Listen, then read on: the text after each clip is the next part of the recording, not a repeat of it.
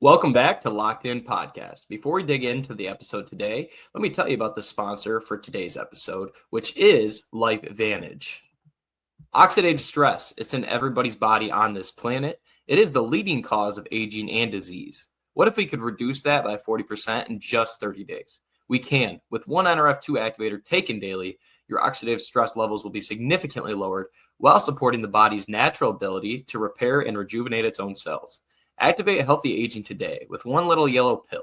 If you'd like to learn more or purchase NRF2, reach out to me directly on IG at SER_Sage or visit the link tree in my bio to check out the LifeVantage website for yourself. Thank you, LifeVantage, for sponsoring today's episode. Ladies and gentlemen, welcome back to Locked In Podcast, Season 3, Episode 14 here today. Today, I'm going to be joined by a two-time MHSAA state champion with a record of 180-27 in high school, a Grappler Fall Classic champion, a Flow Nationals All-American taking third there, a former Division I wrestler at Michigan State University, and a current MMA fighter with a 3-0 record, ranked number 2 in the amateur bantamweight in Michigan, Eddie Homrock. So let's bring him in here. Thanks for having me on today, Sage. Of course, man. I like the MMA fighting. We'll dig into that here. Yeah, sure. I love that you started going down that path. So, but yeah, guys, you guys could all follow Eddie here on Instagram at Eddie_Homrock. So make sure to go give him a follow. Make sure to follow along with his career there. But yeah, Eddie, before we get going into your whole career, let's start off from kind of day one here. What age did you start wrestling and what got you into it? Real young. I think I was first grade. It's around 6, 7. Okay. Dad just kind of came home one day. I was like, hey, you want to try wrestling? I said, sure. And then try it out. And the rest was kind of history. You know, I was like everybody else that started wrestling. I didn't really know what I was doing. I didn't come from like a wrestling family or anything either. So first practice, first couple of years kind of went rough. I was real bad for the first couple of years. I was the kid that was always crying at practice, crying after tournaments and stuff. Yeah. So your dad just came home. Did he have any connections with wrestling, or why did he get you into one it? of my uncles had wrestled. Nothing. I didn't have any like college wrestlers or anything like that in my family, though. My dad never wrestled, nothing like that. Okay. All right. And then did you play any other sports when you were growing up? Yeah, I did like everything as like a little youth kid. Soccer, t-ball, you know, the whole thing. And then as I got older, it kind of was just wrestling, a little bit track and field, and then football. And then once high school rolled around, once 8th grade was over, it was just strictly wrestling. And that's So were you a big football guy, or did you just say, hey, you know what, size wise? Because I know you were a little bit smaller coming into high school, right? It was. I got to the age where I was kind of realizing, hey, if I start taking wrestling seriously, I could probably go and wrestle at collegiate level. And I mean, I was in 8th grade, and I'm only 5'6" now, so I was probably like 5'4" then. So I kind of realized football is not going to be it. So I kind of put my eggs in the wrestling basket and just went from there. Okay, I like that. And then where did you grow up? For the people that don't know. So I was born in Ohio, a little bit outside Cleveland. We moved to Michigan when I was about 5. Lived in Fowlerville my whole life. Went to Fowlerville schools, kindergarten through 8th grade. 9th grade rolled around. I did school of choice, and then ended up transferring to Brighton, and then went to Brighton High School. Okay. All right. So take us through your career there, your high school career at Brighton High School, starting with the beginning there, your freshman year. So freshman year came in. I was at 119. I took some lumps, I think, as everybody does as freshmen. I am making the state tournament. Round 1, I drew Rayvon Foley, who ironically ended up being my teammate a couple of years later. So I lost to Rayvon. First match of the state tournament, won a match, and I lost in a blood round as a freshman. Came back my sophomore year, had a better season, had a handful of losses. I was ranked top couple in the state. Ended up losing in the semis, came back and took 4th as a sophomore, and then I won it sophomore, junior, senior year. Okay. So that's funny. I didn't know that you wrestled Rayvon coming into your very first year. Very first state tournament match. He ended up winning it that year? Mm-hmm. That's the year he beat Mikey Mars in the finals. Okay. Gotcha. And then, so I have to bring this up to you. I did a little digging, as I do with everybody that I have on the podcast, kind of digging it in. So senior year article, knee infection nearly cost Brighton wrestler Eddie Homrock's second state title. According to the article, you could barely walk on Thursday, and then you had an infection flare up in your knee. So what do you think helped you overcome that with ease, because you ended up winning your senior year 9-0 in the finals? To be honest, is everything but easy. So you actually know a little bit about, so for you guys listening don't know, me and Sage wrestled for Saw. Me and Sage actually like signed our NIL, our commitment papers on the same day. So you knew about my knee. I had knee issues all through high school. Had bursitis really bad, had some surgeries. Surgeries didn't really go as planned. Long story short is surgery didn't go as planned, and I ended up with a bunch of fluid on my knee still even after my bursitis surgery. It was just couldn't get to go away. I was doctor appointment after doctor appointment after doctor appointment for literally like 2 years. I had like a team of doctors working on it, and they started doing all kinds of stuff. Nothing was working. They finally got to the point to where they were like, hey, it's not bugging you, just keep it. And the thing was, after the surgery didn't hurt, it was just like a big water balloon on my knee. And so we kept it, whatever. A year rolled around. It was fine for like an entire year. And then the week of the state tournament, Wednesday after practice, I go home. Like my knee's a little sore. Really don't think much of it. And I wake up the next day and my knee's so big I can't walk. It's swollen. Like I was on crutches the whole week of the state tournament. I honestly didn't think I was going to wrestle at all. Went to the doctors. They drained it. And instantly they looked at the fluid like, this is infected. You can't wrestle. Luckily, I was 18. So I kind of told the doctors, I'm a grown adult. I'm going to wrestle. Taped it up, wrapped it up. I wrapped it, wore one knee brace, and then wore a big, bulky one on top of that. Didn't really do much of warm-ups. Tried to stay off it as much as I could, and luckily still went out there and got the job done. But yeah, that was a crazy couple days there. The infection, the results for the infection came back the day of the state finals, and they called my mom, and I'm having MRSA inside my knee. So like not like on my skin, I had it like in my actual like knee. Yeah. Really, Ben Askren just went through a ton of stuff. Like it gets really dangerous, really scary. So right after my state finals match, we went right to the hospital, and then I stayed in the hospital while they monitored me, making sure it wasn't going in my bloodstream or anything like that. Yeah, a lot of people don't know this about me either. But my sophomore year after Flow Nationals, I got MRSA. I came back and I was in the hospital for 6 days, and it was like they came in with hazmat suits on, and it was So I had it. I kind of had it started like in my neck, which was like a really bizarre area for that. So, but yeah, it was that MRSA is something to not play around with. Obviously, Ben Askren has his whole thing going on with where he just got his lung transplants, and so hopefully he's on par for the course now, and probably be 1-2 years before he can even kind of function normally, which is just sad, man. But yeah, that stuff gets scary so fast, and we're so used to it. It's like ringworm. Someone's got staph, MRSA. You don't really think much of it, and then you hear something like that, and you just never know. Yeah, that's insane though. I didn't know that it ended up being MRSA that you had in there. Yeah, so and that hurts too. So the fact that it was so bad, like I could feel my knee was so infected. If you put your hand like above my knee, you would feel the heat like radiating off my knee. It was the craziest thing ever. Still 9-0 in the finals though. Yeah, still got it. Yeah, a little that's bit hilarious.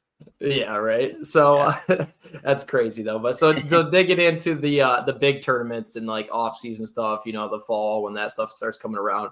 Obviously, we said about how you won Grappler Fall Classic. You ended up taking third at Flow Nationals. Did you do Super 32? Did you do Fargo? And then how'd you do at those? So Super 32, I missed my junior year because of this knee surgery. Senior year, I went, I believe 4-2, somewhere around there. Didn't have the tournament I wanted. Ended up, I think, just a couple matches short of the podium. Fargo, similar thing. I think I went, senior year was canceled because COVID, so I didn't get to go senior year, but I went, I think freshman, sophomore, junior year. I think, again, same thing, best record there, 4-2 or 5-2 or something, 1 or 2 matches short of the podium. Just to end up just short of Super 32 and Fargo both times I went. Really wanted the shot back at Fargo again my senior year, but unfortunately we didn't get to go. Right. Yeah. So Grappler Fall Classic, do you remember who you ended up beating for that? Yes, I beat one of the Rivera twins. Christopher Rivera or Justin Rivera from Florida, one of the twins. They were ranked top 15 in the country at the time, I believe. Nice. Okay. So obviously that was a big win. Were you ranked in the country after Grab the Fall Classic? Some publications had me, some didn't. I think Intermat and Open Mat had me at 20 and 19, and I think Flow had me as an honorable mention. It's been a while. I have to go look back at it, but somewhere around there. Yeah. Okay. You know. Yeah. It's been a while for sure. But what type of wrestler, before we dig into the next stage there, what type of wrestler would you say you were in high school? A technical, hard nose, on your feet specialist, top specialist? What would you say? Definitely not technical. Even now, even in college, I was just kind of like a hard nosed guy. I just had a gas tank pretty strong, and I would just go. I kind of probably, honestly, even in high school, I probably beat a lot of guys that were technically better wrestlers than me just because I was in shape and strong. From a technical standpoint, not the best out there. I'm not even going to try to defend myself on that one. I was going to say, I already knew the answer to that question, that you were hard-nosed. I already knew that. So, but what was your best position? Would you say on your feet? Was it top or what was it? I would say probably on my feet from like a front headlock. Hand fighting. I'd say I was a pretty good hand fighter. That's where I like to live a lot. Okay. Yeah, I like that. Obviously, hand fighting at the next level is one of the biggest things too. So, but yeah, so coming out of high school, what options did you have for college? I had a few. My top 5 ended up being North Dakota State, Appalachian State, Old Dominion, and Virginia, and then MSU. Old Dominion and North Dakota State and Virginia were kind of the other 3 I was really at one point kind of thinking I was going to go to, and then MSU kind of last second. It was close to home. Things kind of started falling apart with other schools, and it just kind of everything kind of fell in place at the right time for MSU. Okay. So what would you say the ultimate deciding factor was? Was it because it was close to home? Was it, what was it that ultimately made you choose MSU? I took my visit here, and I don't know, I just really liked it. And I was always one of never taking the easy way out. I always try to be on the best team I can, get the best partners I can, be the best version of myself type thing. And I felt like being in the Big Ten, you can't really ask for it to get much tougher than that. So when I had the opportunity to wrestle in the Big Ten, it was close. I love the team, love the coaches. I couldn't pass it up. Yeah, that makes sense, man. I obviously, you did the same thing, but I trained at Michigan State a lot of my life too, and it's just like I still bleed green to this day. So.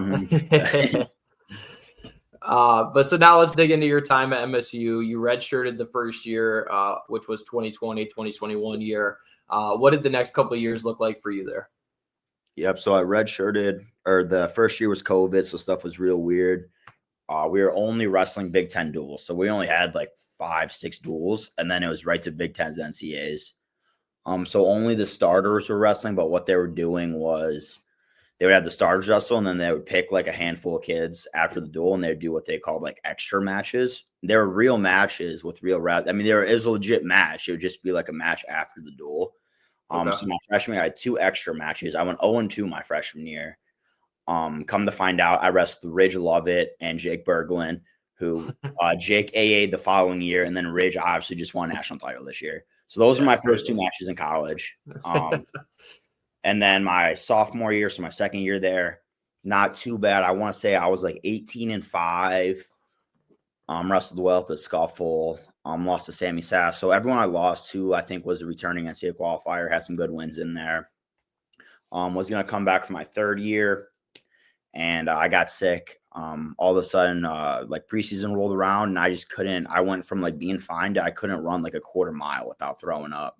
I could tell instantly something was wrong.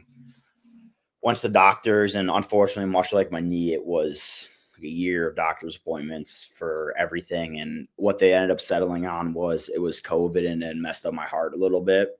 So they think I had some inflammation from my heart from COVID, and I was real sick for about a year.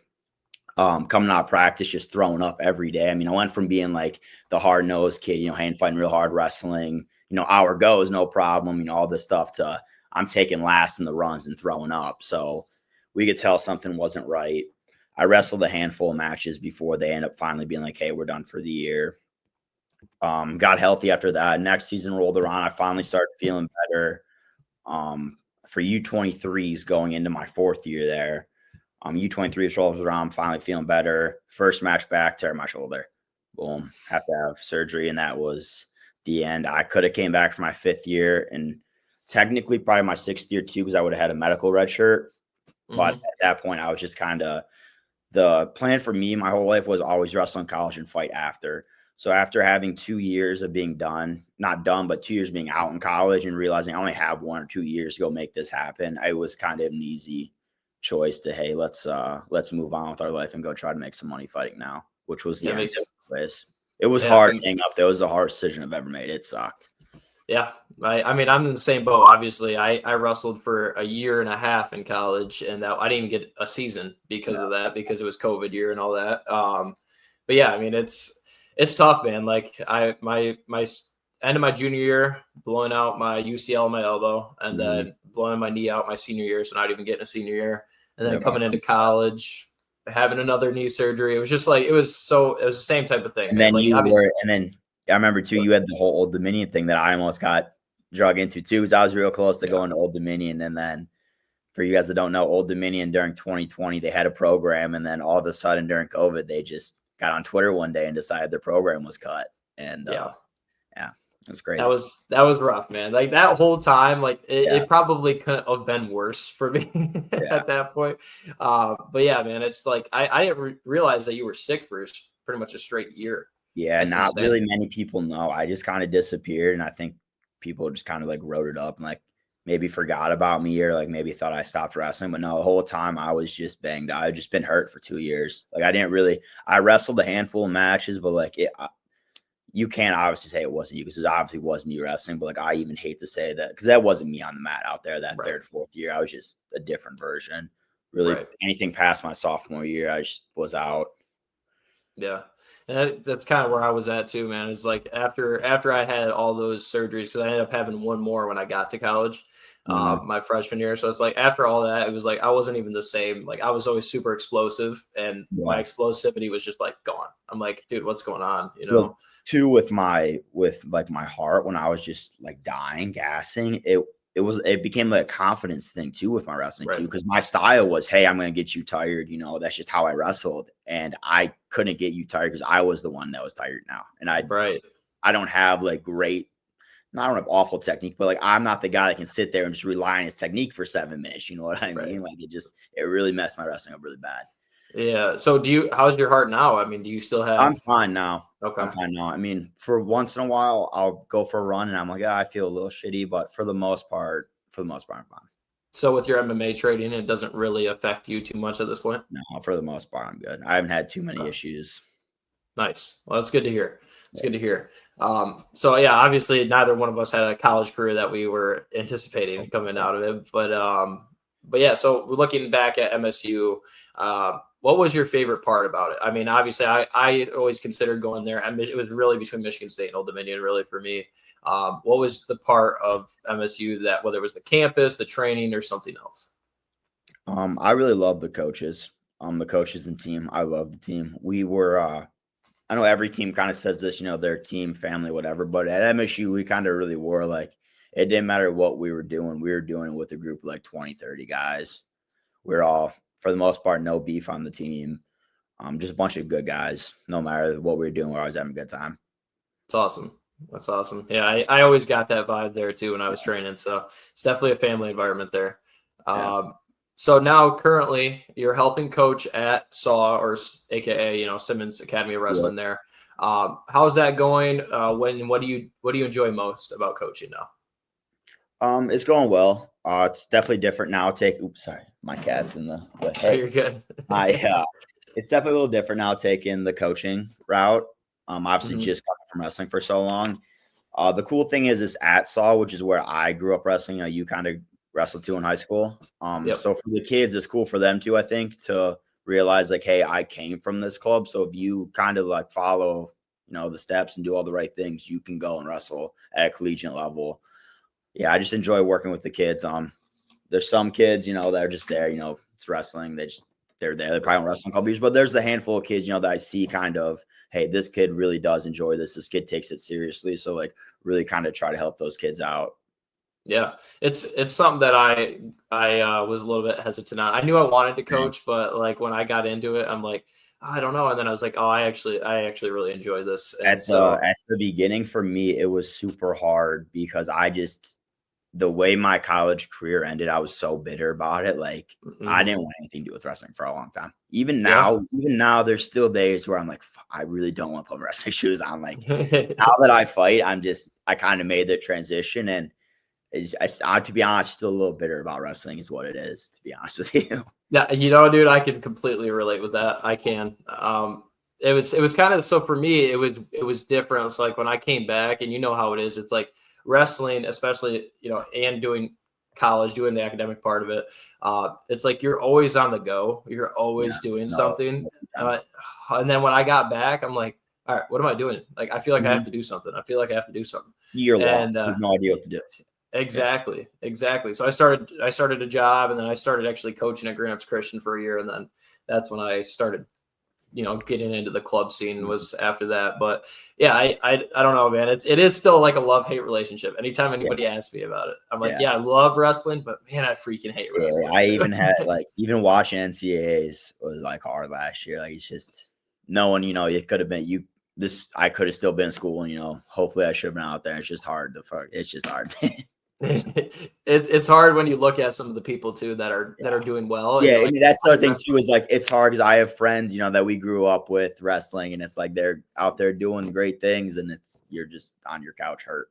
Right. And you're just like, man, I like some of those guys too. It's like I wrestled them, and they're at a high level right now, and it's like, dude, that could be me right now. Yeah, 100%, 100%. Oh, it's tough, but yeah. Anyway, so you coach, but you also started fighting MMA a while back. Currently fighting out of Lansing, Michigan with Murcielago MMA. Talk about that tight-knit team that you have there with those guys. I've talked to Mondo on here before as well. So obviously I know a little bit about that, but talk about Murcielago, that tight-knit team that you have there. So just like MSU, another great group of guys. For me, fortunately, Murcielago is right out of SAW. So we actually practice out of SAW. So for me, it makes my life really easy because once I was done wrestling in college, I started coaching at SAW, and then I just kind of got right involved with the team right away. But same thing, a great group of guys, great coach. Joaquin's a great coach, knows what he's doing. We got guys like Mondo, Jake Scott. We got some guys in the UFC, Charles, Chaos. So it's just great to be in there, grind with those guys. So for me, I coach the youth practice a lot too. So I'll coach the youth practice, and then we have our practice right after the youth practice. So I'm spending the majority of my day up at the gym right now.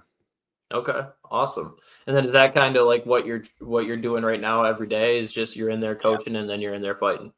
Yep. So right now I'm just training and fighting. Essentially, I coach the youth practice, and I run some like youth privates, like private lessons, 1-on-1s, 2-on-2s before the youth practice sometimes, and then I roll right into my practice.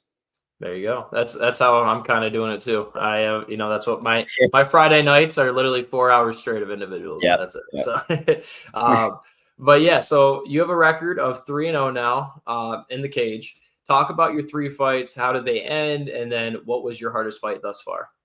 Okay.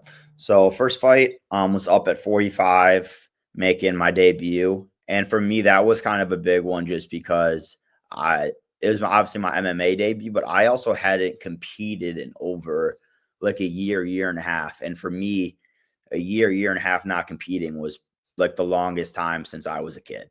Right. So I was just excited. Even if it wasn't on the wrestling mat, I was just excited to get out there and compete again. That one went real fast. I think I choked him out in just exactly a minute.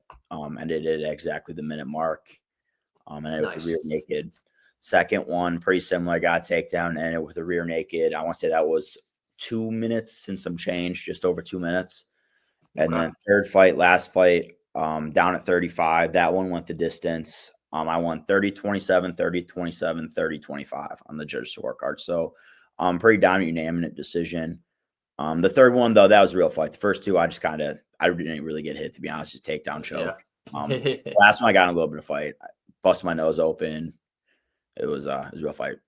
Okay. All right. I like it. So I always considered it. I think my knees are a little bit too shot to actually to actually do Yeah. it. But how hard was it for you to find your first fight being a former D1 wrestler? I heard that's really Pain. tough. Pain. It was a pain. Yeah. Yeah. So the issue was um to find the first fight in Michigan, you have to fight 5 amateur fights. So I'm still fighting my amateur fights right now.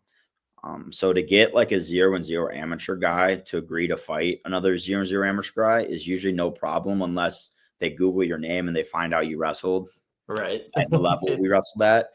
So it was difficult. I mean, it took us a couple months to find the first guy. Luckily, we finally found someone that said yes. And even now, it's like we have to go through 4 or 5 names sometimes before we finally find somebody. It's always, yeah, he'll fight you, and then they back out, or yeah, he'll fight you at this weight, and it's not the weight class even remotely close, or it's always something stupid. Jeez, I always wondered how that would work because I like Chris Poland, you remember him? Yeah. Yep. So I talked to him about it, and he's like, "Yeah, dude." He goes, "Finding a fight after you were D1 wrestler, good luck." Yeah. So, It's definitely a challenge. Like just, I've had 3 fights and only one kid's been in Michigan so far. My first one, they had to bring the kid from Indiana, and then this third one, the kid was from Canada. So, oh, geez. All right, nice. I'm higher up in the So, rankings. what was the easiest and hardest? Was that, Go ahead. Go ahead. I said now that I'm a little Go bit ahead. higher in the rankings, I'm hoping it's a little bit easier to find matchups because there's a little bit more reward now.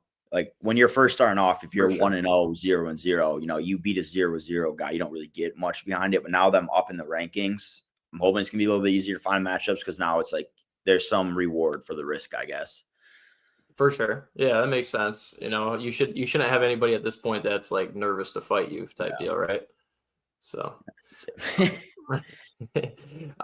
so what was the easiest and hardest transition for you when you started MMA? Easiest is for me wrestling too. Honestly, my problems with wrestling was I love the physicality, just hard nose part of it. So that part was easy for me. Even my weaknesses in wrestling too, like when a lot of people like critique my stuff, I don't like to hit a knee. Most of my shots aren't super explosive, stuff like that. In MMA, that's actually ideal. You're not really shooting on your knee. There's knees, there's elbows. Now you can't just shoot up the middle, guys. Throw a knee, throw an elbow. Right. So that was easy stuff for me. The hard part was it's a new sport now. Like it is similarities on the ground, but like from your feet, striking wise, it's a completely new sport. I went from right foot forward to left foot forward, which, as you could imagine, is a huge, huge shift. I've been for 18 years, my right foot always been forward. Now I had to go left foot forward. So just learning the basics from your feet's definitely been the biggest challenge. Yeah. I always wondered about that because I boxed for 5 years on and off when my first knee surgeries were going on. So I kind of had an understanding of that part of it, but it's like, and I feel like any jiu-jitsu guy that's like good can still like in terms of our wrestling, I think we'd still beat them. That's my last dude who had a jits background. Yeah. Okay. I mean, I took the jits guys are like good on their back. It's just they kind of just stay on their back because they're not super great from their feet a lot of the times. Right. Like their takedown defense isn't great. They have like slick submissions from their back. It's just, I mean, obviously like high end, like black belts, a little bit different, but like right. A lot of the jiu-jitsu guys, I feel like you can just take down, and if you have a good wrestling base, you're hard to submit. Did you get like any situation where you felt uncomfortable or no? Not really. Hit me with a nice couple jabs on our feet right off the whistle, or right off the bell. But after that, not really. Okay. So no jiu-jitsu problems really at all. He threw up a couple triangles, but then nothing like threatening. Okay. Nice. And then who is your favorite fighter of all time right now? Oh, I'm a big Gaethje fan. Gaethje? Okay. Man. I do like Gaethje too. It's a tough question, man. I look back and I like George St. Pierre was awesome. I love watching him fight. That's like one of my favorites. I just love the way Gaethje fights, to be honest. Yeah. Did you end up watching the Poirier Holloway? Yeah, good fight. Holloway's a dog. Poirier had a great career. Yeah, exactly. It was crazy though. I figured Dustin would have done a little bit better, but I did too. Max Holloway's a dog though. Him up at 55 too is a little bit different. That's true. That is true. I didn't gotta think about that too. But yeah, so if you had to pick a UFC fighter right now that shares your same style of fighting, who would it be? That one's a tough question. I know. I don't even know, 'cause I'm so early in my career. It's still hard to try to draw comparisons. Ideally, if I could say like what I would want, ideally, I would be a version of like Gaethje if Gaethje didn't forget he was a wrestler. I would be Right. Gaethje and still utilize my wrestling more than Gaethje does. Yeah, that's something that I always thought was weird about him. Like, he's a heck of a fighter, but it's like, dude, Doesn't wrestle, why are you not wrestling? That makes no sense. yeah. But yeah, so a newer segment on the podcast now. Let's shift gears. 5 things you can't live without in your daily routine. What are those 5 things? Ooh, 5 things. Let's see. I gotta work out. Just for me, if I don't work out mentally, it just gets to me. I just feel like garbage. So I gotta work out. My girlfriend helps me tremendously throughout all this. Couldn't do it without her. All the coaches and all the parents and all the kids up at SAW definitely helping me out, both financially and just coaching wise. That was 3, right? Let's go 4. Family, friends, support system. Obviously, again, just like the coaches at SAW, all the guys up at SAW, couldn't do this without them. Gotta have good training partners to rely on. Yep. And then last thing 4, let's just go a cup of coffee in the morning. I need someone to get me up in the morning. Okay. I was gonna ask you if you had any like products, any specific drinks or food or anything. So No, not yet. Coffee. That's it. Coffee, yep. Yeah, I can second that motion. I'm a big coffee guy now. Huge coffee guy. But yeah, so now we are over halfway, which is crazy to say right now, but over halfway through 2025. What would this next year look like for you if you could paint the picture for it? Ideally, I would like to just continue knocking these fights out. I'm 3-0 right now, currently ranked number 2. So I'd like to finish the year out with at least hopefully 2 more fights, be 5-0 with hopefully an amateur belt. Okay. And then if you said 5-0, like, or 5 fights total is what you needed for amateur. Yep. After that, you can get your pro card there or what? Yeah. Okay. So after you fight 5 times, you can go pro. There's something I would have to talk to my coaches about. I don't think I would fight a whole lot more than 5 amateurs, just kind of the way it is finding matchups right now, but we'll see. Okay. Yeah. And then your plan ultimately is, get through the pro circuit there and try to make it onto what, Bellator or UFC? Dream goal obviously is the UFC. Yep. That's awesome, man. Well, I completely believe in you there. So I got your support system here. Thank you. Thank you. Yeah, I know. I wanted to make it out to your last fight, and then I had something going that weekend. And it's just like, so if you have something that's semi close here again, let me know. I'll make it out there. Currently looking for September right now, so hopefully we'll find something in September. Okay, that's awesome, man. Awesome. But Eddie, I really appreciate you joining me for season 3, episode 14 of Locked In Podcast. It's great hearing about your life through the sport of wrestling, man. Thank you, Sage. Awesome to be on here. Yeah. All right. Well, thank you to everyone watching back home. And don't forget to follow the podcast on IG as well, @official_Locked In Podcast for all the updates. Thanks, good Eddie. And I'm sure we'll see you coaching at one of these tournaments again in the future. Yep. I'll see you guys. Thank you, guys. All right, man.